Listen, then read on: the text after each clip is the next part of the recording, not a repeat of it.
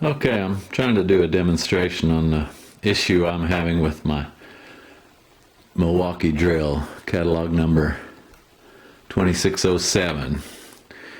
It's a hammer drill, cordless, and first I really liked it. Of course, I've been a big fan of Milwaukee. I've had a couple of hole shooters for years, and as I mentioned in the email, they were so much better than anything the competition had at the time that I just thought that Milwaukee was the brand to get. But I've become so aggravated with this one because the chuck loosens itself. So I'll try and do a demo here. So this is your typical bit holder, and there I clicked it. I think it's about 7 clicks on the chuck. It's a firm grip in my somewhat arthritic hands, and maybe you can hear what I think the problem is. So it's when I release the trigger, it stops so abruptly that the inertia of the chuck tends to loosen it.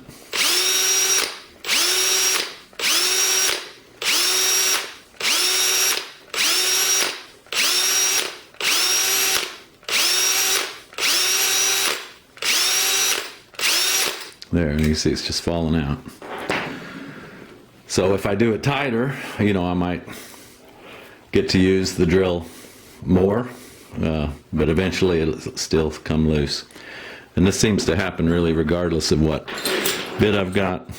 Of course, this is a Tapcon hammer drill bit, and use those a lot because it's a hammer drill. Here's a bigger bit, woodworking bit.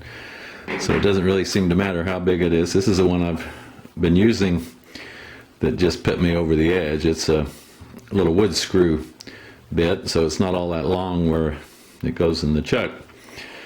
But for comparison, and what really brought this to my attention is that for the current project, I'm borrowing my wife's drill as well.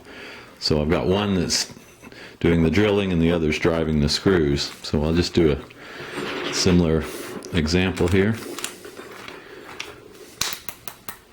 So maybe only 3 or 4 clicks on it, and so not very firm at all. One thing to note is that on the Makita, I can actually grip that chuck a lot more easily. It's not really rubber, but it's a much more grooved, grippable. Whereas the Milwaukee, you can see I've had to use pliers on it to get it to where it doesn't loosen, and then I can't undo it if I need to change bits before it works itself loose anyway. But just listen to the difference in the clinking, or the clunk, when I let go of the trigger.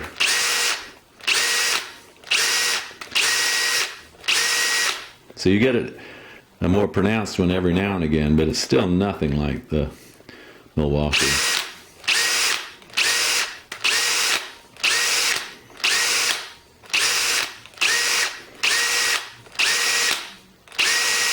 And I have never had this one come loose. Even then, when I just undid it, it still had a firm grip on the bit. So I got your letter, and it said to mail it back, and I appreciate that. But before I do that, I just want to make sure that they don't just see that it acts like all of the Milwaukee drills of that model, because if they all act like this, which I kind of suspect they do, this has always done it since I bought it new, then